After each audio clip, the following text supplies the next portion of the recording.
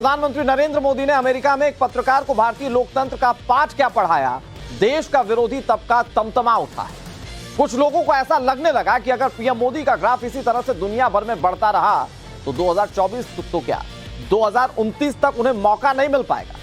लिहाजा अब देश के लोकतंत्र के साथ साथ प्रधानमंत्री मोदी के लोकतांत्रिक डीएनए पर सवाल उठाए जा रहे हैं। ऐसा माहौल खड़ा किया जा रहा है जैसे मुस्लिम समाज पर सबसे बड़ा खतरा हो। लेकिन सवाल इस बात को लेकर है कि क्या सिर्फ चुनाव जीतने के लिए देश के दूसरे सबसे बड़े तबके में इस तरह का डर का माहौल खड़ा करना ठीक है? और अगर विपक्ष के दावों में दम है तो क्या कारण है कि बीजेपी को मिलने वाले मुस्लिम वोट बैंक में लगातार इजाफा हो रहा है? आज बहस इसी मुद्दे पर, लेकिन सबसे पहले बहस को लेकर यह एक्सक्लूसिव रिपोर्ट आप देखिए।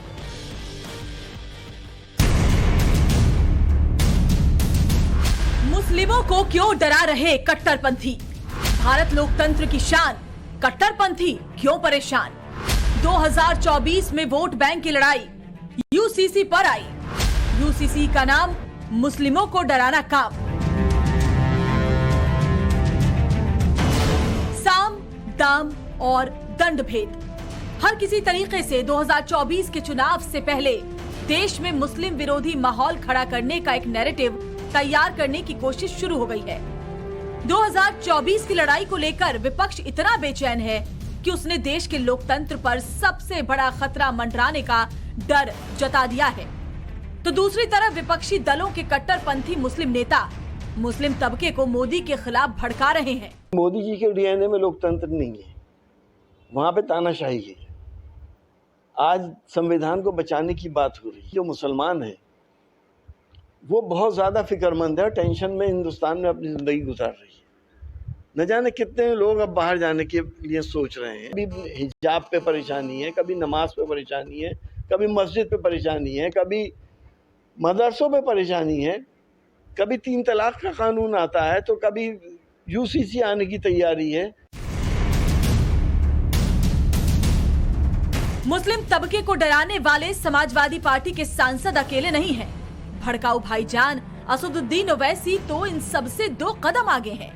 मुस्लिमों के नाम पर ही राजनीति चमकाने वाले ओवैसी तो मुस्लिमों को लेकर मोदी सरकार की नीयत पर ही सवाल खड़े कर रहे हैं। मुसलमानों को पॉलिटिकली इनविजिबल कर दिया उन्होंने, कंप्लीटली है ही नहीं कोई, ना उनकी पार्टी टिकट देती।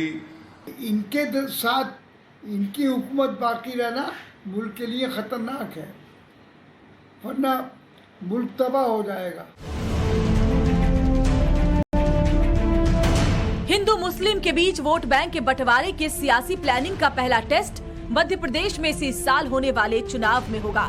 और यही कारण है कि यूनिफॉर्म सिविल कोड को लेकर वहां कांग्रेस और बीजेपी के बीच जुबानी जंग सबसे तेज है। देश एक है तो कानून भी एक होगा।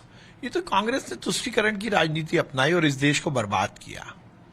इस देश की एकता अखंडता के लिए, इस देश में समानता का भाव आने के लिए निश्चित रूप से समान आचार संहिता लगनी चाहिए। इसका विरोध करेंगे और ये संविधान के खिलाफ है, कॉन्स्टिट्यूशन बर्बाद करने का कदम है और सिर्फ राजनीतिक स्टैंड है, इसलिए इसका विरोध किया जाए। कोड जो है महिलाओं का, तलाक का और बहुत से प्रॉपर्टी में लड़कियों का हिस्सा है, इन सब चीज के ऊपर अगर एक सामान कानून बनता है तो इसमें एतराज कितना। यूनिफॉर्म सिविल कोड की सियासी बहस आपको बताते हैं कि आखिर इसकी जरूरत क्यों पड़ी। दरअसल अभी हिंदू और मुस्लिम के रीति रिवाजों के अलग अलग नियम हैं और मुस्लिम पर्सनल लॉ को लेकर बहुत पक्षपात की शिकायतें आती रहती हैं, खासतौर पर महिलाओं के साथ नाइंसाफी को लेकर। और जब यूसीसी लागू होगा तो शादी और तलाक के सभी धर्मों में नियम एक होंगे। यूनिफॉर्म सिविल कोड से बहुविवाह प्रथा खत्म होगी। जमीन जायदाद के बंटवारे में सभी धर्मों में कानून होगा। महिलाओं का पैतृक संपत्ति के अधिकार का एक नियम होगा। बच्चा गोद लेने या फिर गार्जियनशिप पर होने वाले विवाद खत्म होंगे। मुस्लिम महिलाओं को भी बच्चा गोद लेने का अधिकार मिलेगा। अलग अलग धर्मों के पर्सनल लॉ खत्म हो जाएंगे। दरअसल यूनिफॉर्म सिविल कोड का सबसे ज्यादा विरोध मुस्लिम पुरुष करते हैं, लेकिन अभी तक किसी भी मुस्लिम समाज के महिला संगठन ने मुखर होकर यूसीसी का विरोध नहीं किया है। लेकिन इस विरोध को और तड़का खासतौर पर विपक्ष दे रहा है, जिसमें अधिकांश मुस्लिम नेता है। उसे भरोसा है कि मुस्लिम समाज के इस विरोध को समर्थन देने से 2024 में उन्हें मुस्लिमों का साथ मिलेगा। ऐसे में सवाल सिर्फ इतना है कि 2014 से फेल हो रहा मुस्लिमों को डराने का ये फॉर्मूला 2024 में चलेगा। ब्यूरो रिपोर्ट, टाइम्स नाउ, नव भारत।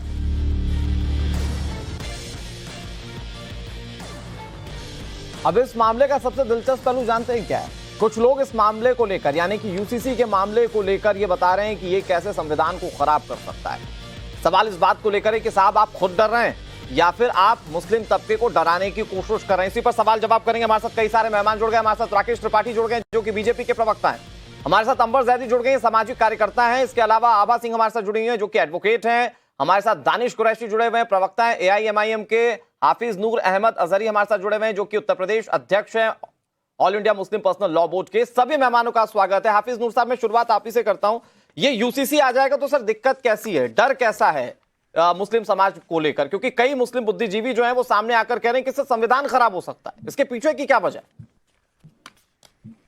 देखिए, हुकूमत को पहले लोगों के सामने इसकी हकीकत की अक्कासी करनी चाहिए कि जो यूसीसी लाने की प्लानिंग है उसका खाका क्या है। जब खाका हमारे हिसाब से होगा, खाका हमारे मजहब को टारगेट नहीं कर रहा होगा तो हमें मानने में कोई एतराज नहीं। अगर मजहब को टारगेट करेगा, लेकिन हाफिज नूर साहब, यूनिफॉर्म सिविल कोड का मतलब है कि पूरे देश में एक कानून। मसलन कोई 3 शादियां कर रहा है अगर मुस्लिम समाज में, तो वो उस यूसीसी के चलते सिर्फ एक शादी करेगा, तो इससे कोई दिक्कत है क्या? मैं आपसे कह रहा हूं ना, नोटबंदी और धारा 370, जो धारा 370 हटाई गई, नोटबंदी 2 बार की गई। इससे जनता को क्या फायदा हुआ है? ये कभी वजीर आजम ने बताया कि 3 तलाक से फायदा हुआ कि नहीं सर? जनता 3 तलाक के खिलाफ कानून बनाने से फायदा हुआ कि नहीं? जनता को आकर के वजीर आजम को जिस तरह से वो बोलते हैं मुखर होकर के देश के लिए, उन्हें जनता को पहले 370 और नोटबंदी के फायदे बताने चाहिए। क्या मतलब हुए हैं? नहीं, मसला यूसीसी है सर। यूसीसी नहीं, वो सरकार जवाब देगी। राकेश त्रिपाठी सुन भी रहे होंगे। यूसीसी को लेकर आप मुझे जवाब दीजिए। अभी आप खुद कह रहे हैं कि जब इस मामले में पहले प्रोफार्मा देख लिया जाए उसके बाद सवाल उठाए जाएंगे, तो फिर कौन लोग हैं जो डरा रहे मुस्लिम लोगों को?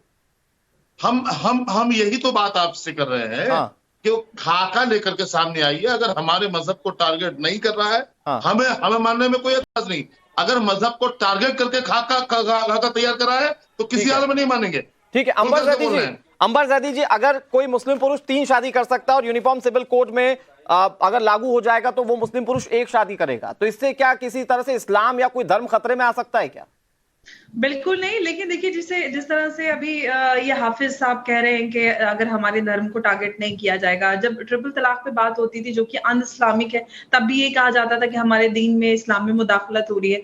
तो ये इस्लाम के नाम पर जो औरतें हैं, जो महिलाएं हैं इस देश की, मुस्लिम महिलाएं खासतौर से, उनके अधिकारों को किस तरह से ये उनके साथ अन्याय करते हैं। और एक लंबे समय से भारत की मुस्लिम महिलाओं के साथ अन्याय होता है सेक्युलरिज्म के नाम पर, मुस्लिम पर्सनल लॉ बोर्ड के नाम पर, या मुस्लिम जो पर्सनल लॉज बनाए हुए हैं। क्योंकि हमारे देश में सबसे बड़ी एक विडंबना यह है, हालांकि भारत दुनिया का सबसे बड़ा लोकतंत्र है और हमारे देश का संविधान सबको समान अधिकार सुनिश्चित करता है, लेकिन उसी के विपरीत हमारे देश में धर्म के आधार पर सिविल राइट्स बांटे जाते हैं। यानी कि जैसे आभा जी वो हिंदू है, अंबर जैदी मुसलमान है, तो हमारे सिविल राइट्स इस आधार पर अलग अलग है। और अगर हम चोरी करते हैं तो हमें एक जैसी सजा मिलती है। तो ये बड़ी अजीब सी बात है और बहुत सारे लोग यही बात कह रहे हैं आपके पैकेजेस में भी और यहाँ पर बैठकर भी, कि अगर यूनिफॉर्म सिविल कोड आता है तो संविधान के साथ खिलवाड़ हो रहा है। संविधान के साथ खिलवाड़ जब नहीं होता जब एक मुसलमान को चोरी के लिए हाथ नहीं काटे जाते। सिर्फ महिलाओं के खिलाफ जो हिंसा हो रही है पर्सनल लॉ के नाम पर, वो इस्लाम के साथ खिलवाड़ है,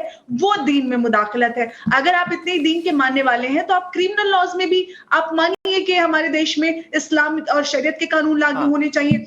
अब पूरी तरह से मुसलमानों पर शरीयत लॉज कोडिफाई करके लगा देने चाहिए। एक तबका ऐसा है जो अपने हिसाब से इन चीजों को लोगों के सामने प्रेजेंट करना चाहता है, और शायद यही वजह राकेश त्रिपाठी जी की कुछ लोगों को लगता है कि कभी संविधान खतरे में, कुछ लोगों को लगता है कि कभी आप लोगों के डीएनए में लोकतंत्र नहीं है, कुछ लोगों को लगता है कि आप प्रोफार्मा पहले पूरी तरह से बता दें उसके बाद आप इसे एग्जीक्यूट कर पाए। वो इसमें कोई अच्छा ही नहीं देख पाते अगर आप यूसीसी को पूरे देश में लागू करेंगे तो। अनुराग जी, संविधान खतरे में नहीं है, कुछ लोग की दुकान खतरे में है।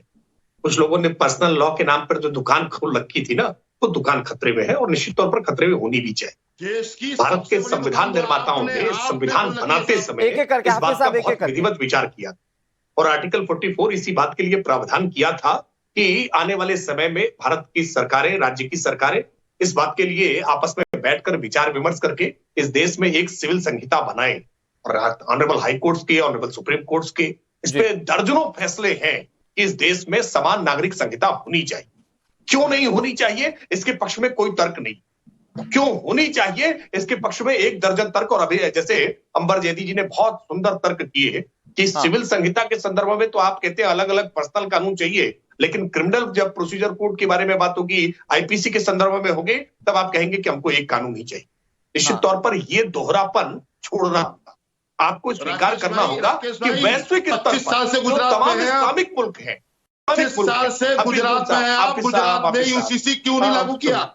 25 साल से गुजरात में है आप, बिल्कुल सालों से आप यूके में है। क्या किया आपने? साहब ऐसे ही, अरे ऐसे ही तारीख पूछ लेते हैं 2024 का, आपके पास कुछ नहीं है बताने के लिए, आपके पास बताने के लिए देश में कुछ भी नहीं है। हाफिज साहब, आपने सवाल पूछा, जवाब तो ले लीजिए। नहीं हाफिज जी, जवाब तो ले लीजिए। राकेश जी प्लीज जवाब दे दीजिए। सिर्फ वो कह रहे हैं गुजरात में क्यों नहीं कर पाया?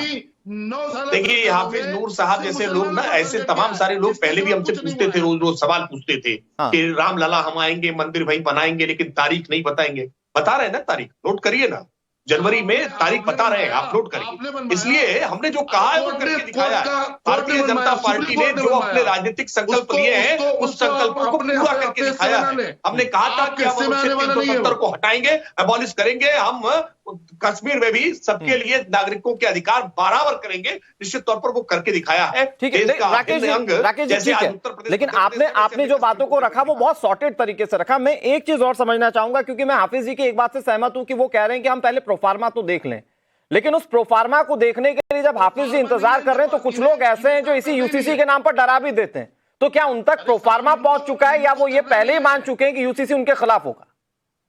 देखिए एक बात मैं स्पष्ट कर दूं कि यूसीसी का किसी मजहब से कोई सरोकार नहीं है, किसी मजहब को टारगेट करके नहीं बनेगी। यूसीसी सब पर बराबर एप्लीकेबल होगा, वो पारसी भी हो, वो हिंदू भी हो, वो सिख भी हो, वो क्रिश्चियन भी हो, वो मुस्लिम भी हो, वो सबके लिए बराबर हो, किसी के लिए भिन्न भिन्न नहीं होगा। ये तो एक समान क्यों हो रही है बात हो रही है। ठीक है, देखना बंद करिए। ये लैंगिक समानता उत्पन्न करने वाला होगा, ये सामाजिक समता उत्पन्न करने वाला होगा। ठीक है सर। और इसके मॉडल पहले भी हमने देखा है, गोवा में लागू है, पुडुचेरी में लागू है, उत्तराखंड ने एक इंट्रोड्यूस किया हुआ है कैबिनेट के द्वारा, और लॉ कमीशन ने तो अभी इसको लेकर के ठीक है सर, अभी तो सुझाव मांगे जा रहे हैं मेरे ख्याल से। हाँ यही तो हाफिज साहब आप थोड़ा सा पीछे रह जा रहे हैं। अभी तो इसके लिए सुझाव मांगे जा रहे हैं, आप ड्राफ्ट की बात करें, ड्राफ्ट के लिए थोड़ा सा इंतजार करना होगा। लेकिन दानिश कुरैशी साहब, बीजेपी ने तो जवाब दे दिया तकरीबन कि ऐसा नहीं है कि सिर्फ मुस्लिम धर्म के लोगों को लेकर ही यूसीसी बनाया जा रहा है।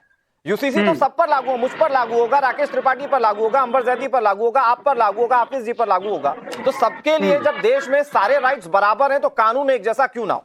और आप डरा क्यों रहे फिर? अभी तो आपको कुछ पता ही नहीं है इस कानून के बारे में। देखिए सबसे पहली बात तो ये है कि मुझे ऐसा लगता है कि भारतीय जनता पार्टी को अगर ऐसा लगता है कि यूसीसी लागू कर देने से उनको बेनिफिट है तो पब्लिक रेफरेंडम लेके देख लें, समझ में आ जाएगा उनको। क्यों रेफरेंडम नहीं लेते वो? सवाल ये है कि आप पार्लियामेंट की बात करते हैं, लेकिन जब आप पब्लिक रेफरेंडम लेके जाएंगे तब आपको समझ में आ जाएगा। लेकिन आपकी परेशानी यह है कि आप राजनीतिक एडॉप्शन जो आपने कर रखा है उसकी वजह से आपकी परेशानी है। मुझे ये बता दीजिए, आप सुनिए, हमारे देश में एक भाषा है, बताइए हर राज्य की अलग अलग है, क्या करेंगे उसको, कैसे समानता दिलाएंगे?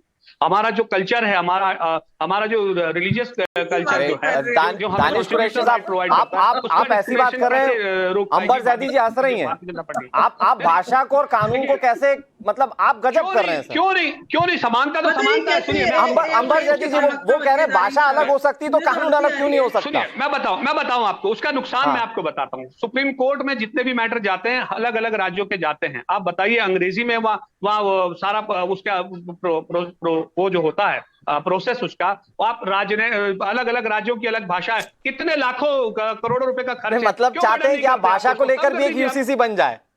और बिल्कुल भारतीय जनता पार्टी। अच्छा, अंबर जैदी कुछ कमेंट कर रही है। दानिश कुरैशी साहब सुनिएगा जरा, फिर मैं उसके बाद आबा सिंह के पास जाऊंगा। अंबर जैदी जी प्लीज संक्षेप में। देखिए अनुराग, सबसे हास्यास्पद बात यह है कि इनके फंडामेंटल्स ही क्लियर नहीं है, इनको यूनिफॉर्म सिविल कोड के बारे में ही जानकारी नहीं है। दानिश कुरैशी साहब कह रहे हैं कि अगर यूनिफॉर्म सिविल कोड आ जाएगा तो भाषाओं का क्या होगा, कोर्ट में किस भाषा में बात होगी। भाई भाषा, ऑफिशियल लैंग्वेज हमारे देश में हिंदी इंग्लिश है, उसमें जो भी आप भाषा में वार्तालाप करते हैं, लेन देन करते हैं, कोई भी आप किसी से पत्राचार करते हैं तो वो वैसे ही होगा। लेकिन जो हमारी दूसरे अगर धर्म और कल्चर की बात करते हैं तो वो राइट टू फ्रीडम जो हमारा रिलीजन है, कल्चर है, वो एज इट इज रहेगा। यहाँ पे सिविल राइट्स की बात हो रही है भाई साहब, कि आपका जो मेरा अधिकार है हमारी शादी में, निजी जीवन में, जायदाद में, बंटवारे में, हिस्सेदारी में, अडॉप्शन में, सक्सेशन में, शादी के बाद तलाक में, गुजारे भत्ते में, ये सारी चीजों की बात हो रही। तो आप खुद को ही नहीं पता, आप जनता को वर्गलाना शुरू कर देते हैं। और बड़ी बात क्या अंबर जैदी जी, हकीम खतरे जान, ये बड़ी बात क्या अंबर जैदी जी, ये खुद समझ नहीं पा रहे, दूसरों को समझा दे रहे हैं कि इसके कॉन्सिक्वेंसेस क्या हो सकते हैं। मैं आ रहा हूँ हाफिज साहब, मैं आऊंगा आपके पास। आबा सिंह जी, क्या कानून में बदलाव से, जैसा कि अभी दानिश कुरैशी हो सकता है कि जानबूझकर बोल रहे हो, या फिर हो सकता है विरोध की व्यवस्था हो कि वो इस तरह की बात करेंगे, देखिए साहब भाषा अलग हो सकती तो फिर यूसीसी क्यों नहीं हो सकता। कानून क्या बदलेगा क्या इससे, कैसे, मतलब भाषा और इसको कैसे तालमेल बैठाई जाए, मतलब जो दानिश कुरैशी कह रहे हैं उसको।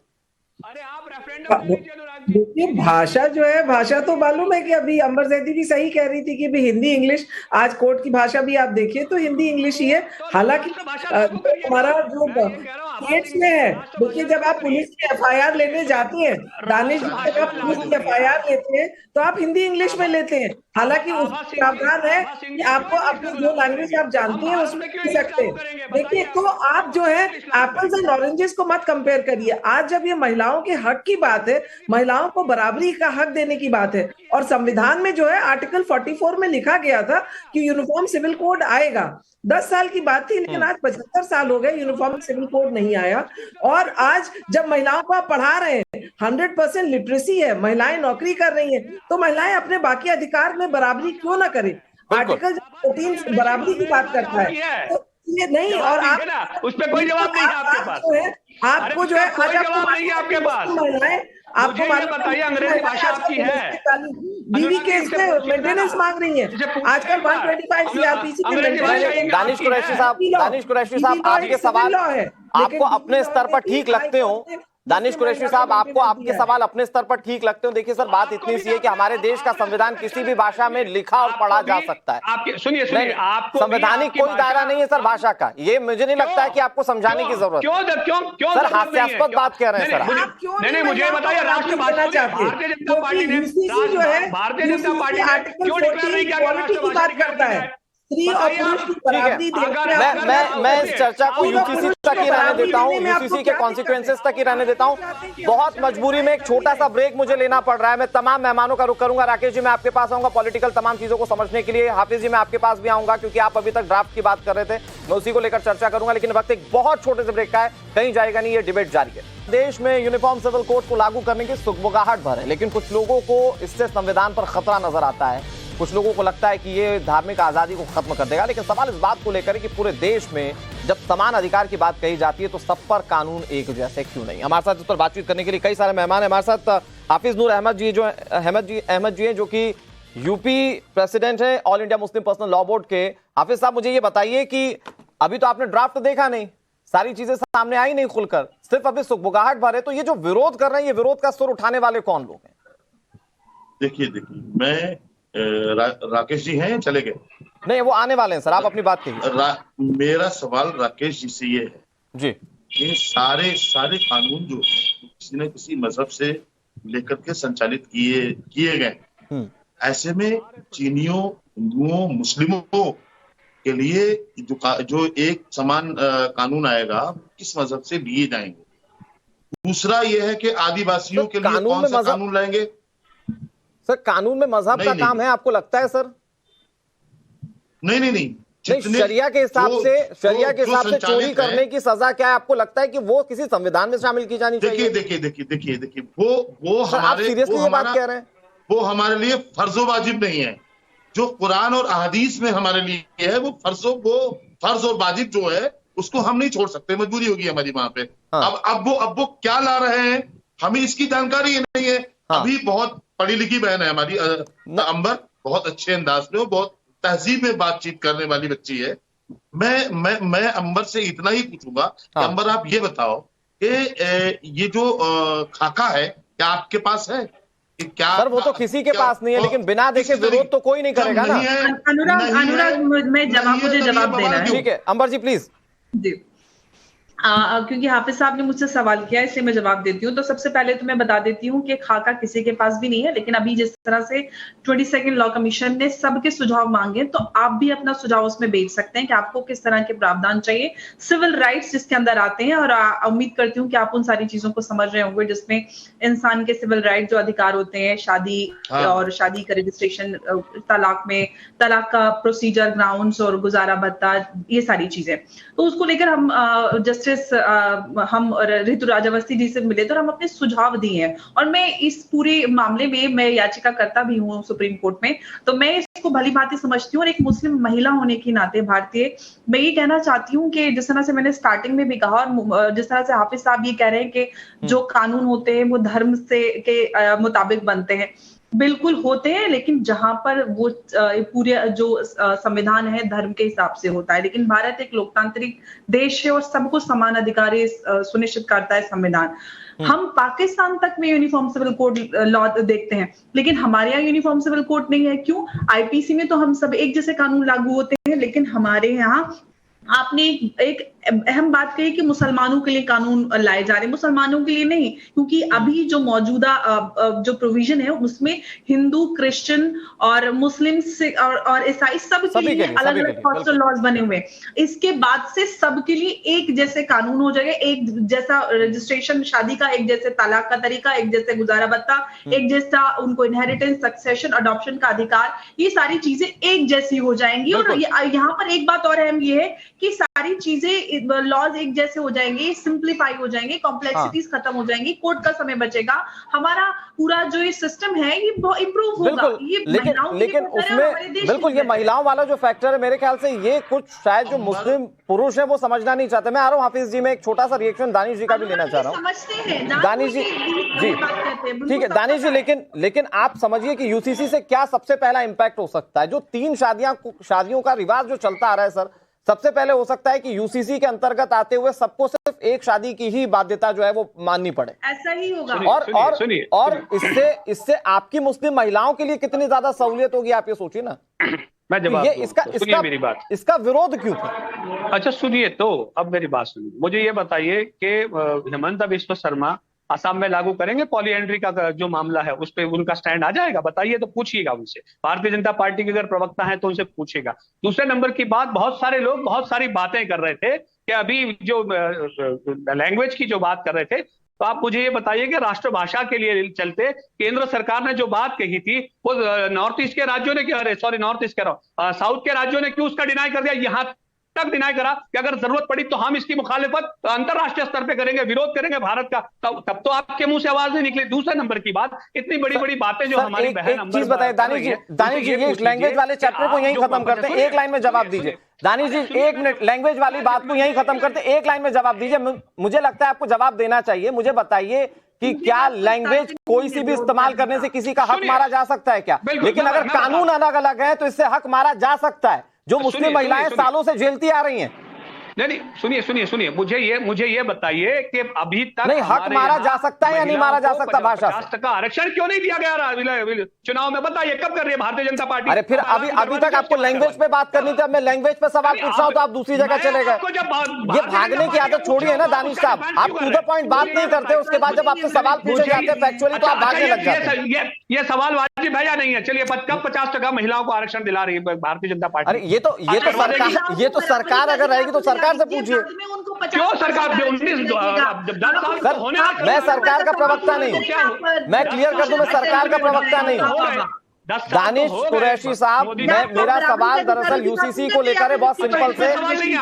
आप महिलाओं के आरक्षण की बात नहीं करेंगे? 50% महिलाओं? अरे क्यों नहीं करेंगे सर? पहले समान अधिकारों की बात कीजिए, बताइए ना, पहले समान अधिकार, उसके बाद दूसरी जो हमारी बहन एडवोकेट है, अरे आप नहीं दानिश कुरैशी साहब सुनिए, क्या होता है कि आप किसी एक मिनट हाफिज साहब मैं आ रहा हूं आपके पास। दानिश साहब, आप किसी भी कानून को अगर पालन करवाने की बात कहते हैं या किसी भी अमेंडमेंट की बात करते हैं तो वो पहले अपने पर तो लागू कीजिए।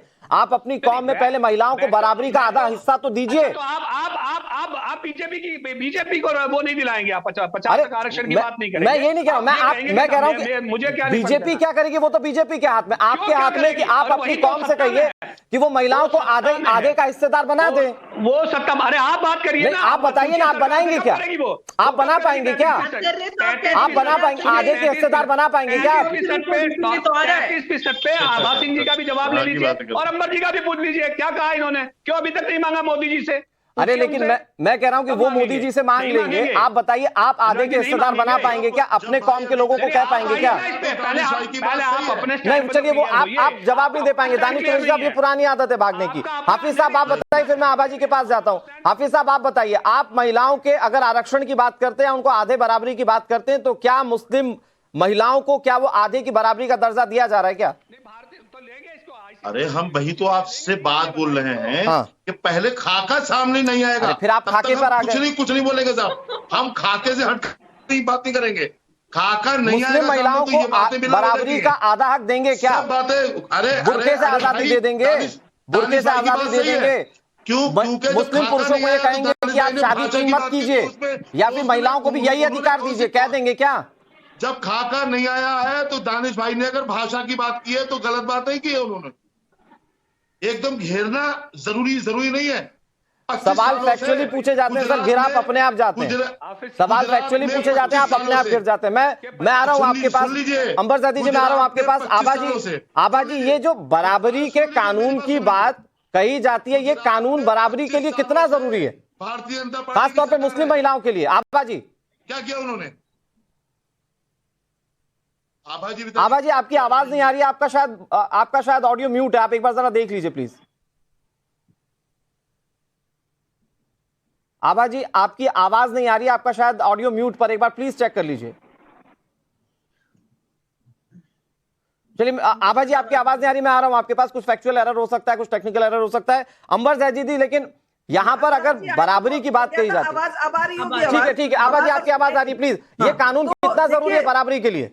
देखिए, जब संविधान आर्टिकल 14 बराबरी की बात करता है, आर्टिकल 21 राइट टू लाइफ का मतलब होता है right to live with dignity. और एक मुस्लिम महिला की डिग्निटी कब आप तार होती है? जब आप उसको मेंटेनेंस नहीं देते, आप तलाक करके निकाल देते हैं, लेकिन वो दर दर भटकती है, और इसलिए यूसीसी जरूरी है। आज हमारे पास प्रीनप नहीं है। अगर हम पहले ही तय कर लें कि हमको जो है प्रॉपर मेंटेनेंस मिलेगा, तो आपको वो चीजें तो देनी है ना। और शुरू में संविधान ने कहा कि 10 साल तक आप मत लाइए, लेकिन एक समय के बाद कॉन्स्टिट्यूएंट असेंबली ने कहा था कि 44 जो है उसको आपको यूनिफाइड सिविल कोड लाना पड़ेगा, और इसीलिए ये लाया जा रहा है। और शायद ये भारत की मैं कहूंगी महानता है कि इतने साल आपको समय दिया कि अब तो आप एक हो जाइए, और इसीलिए जो है ये फंड डायरेक्टिव प्रिंसिपल से वो एक करने की कोशिश आबाजी कैसे कर रहे हैं? वो एक करने की कोशिश आबाजी वो इस तरह से कर रहे हैं कि वो बता रहे हैं कि देखिए साहब, यूसीसी आ जाएगा तो आपके अधिकार कैसे छिन जाएंगे। अंबरज़ादी जी, ये तो सिर्फ डराने की एक पॉलिटिक्स है जिससे कि मुस्लिम वोटों को पोलराइज कर पाए और 2024 में उसको वोट बैंक में कैश कर लें। अनुराग, ये जब भी हमारे देश में कोई बेहतरी के लिए कोई बदलाव की बात होती है तो ये लोग सबसे पहले डराने आ जाते हैं कि बहुत खतरनाक प्रोविजन है, बहुत खतरनाक प्रोविजन है, इस्लाम के ऊपर खतरा आ रहा है। वो प्रोविजन देखते नहीं, अभी कोई भी ड्राफ्ट रेडी नहीं है, सुझाव सबके मांगे, आप भी अपने सुझाव भेज सकते हैं, लेकिन आप खाका मांग रहे हैं। आप अपने कॉन्ट्रीब्यूशन दे सकते हैं, लॉ कमीशन को अपनी राय भेज सकते हैं, लेकिन आपका काम है डराना। जहां तक भाषा की, कल्चर की बात आती है, हमारी खान पान, कपड़े और हमारी भाषा, कल्चर, रीति रिवाज अलग हो सकते हैं। जिन विविधताओं की बात आप कर रहे हैं, ये सब आधार बनाकर, उसके बिना पर अगर विविधता है, क्या विविधताओं के नाम पर हम महिलाओं के साथ अन्याय बर्दाश्त कर सकते हैं? लेकिन दानिश जी हाथ उठा रहे हैं। अंबरज़ादी जी वक्त इतनी ज्यादा दे रहा है, दानिश जी हाथ उठा रहे हैं। मैं आखिरी में फिर वही सवाल पूछता हूँ। दानिश जी, क्या लैंग्वेज से, क्या भाषा से किसी का हक मारा जा सकता है या कानून से हक मारा जा सकता है?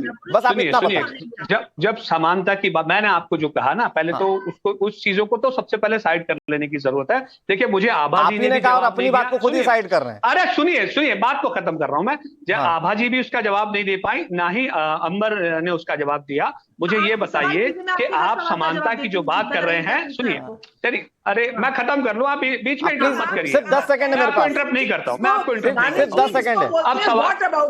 अब सवाल ये है कि आप ये यूसीसी की जो बात कर रही हैं, आप ये तो बता दें कि सरकार 50% आरक्षण कब महिलाओं को देगी, कब दे रही है, ये बताइए। नहीं, ये महिलाओं को कब देगी? वैसे ये सवाल दानिश कुरैशी साहब आपको कांग्रेस से पूछना चाहिए, क्योंकि 50% आरक्षण वाली बात जो थी, ये कांग्रेस पार्टी पहले फ्रेम में लेकर आई थी अपने पॉलिटिकल एजेंडे के लिए। बहरहाल ये मसला नहीं है कि 50% वो पॉलिटिकली दे पाएंगे या नहीं दे पाएंगे, मसला ये है कि आप अपनी कौम में महिलाओं को 50% की हिस्सेदारी खुद दिलवा पाएंगे या नहीं दिलवा पाएंगे। बहरहाल बहुत शुक्रिया आपका, तमाम मेहमानों का हमारे साथ जुड़ने के लिए और पूरी चर्चा में शामिल होने के लिए। इतनी सी राय है कि अभी इस पर तो सुझाव मांगे जा रहे हैं, आप भी अपने सुझाव दीजिए, अगर कुछ अच्छा लगता है तो उसे और बेहतर बनाने की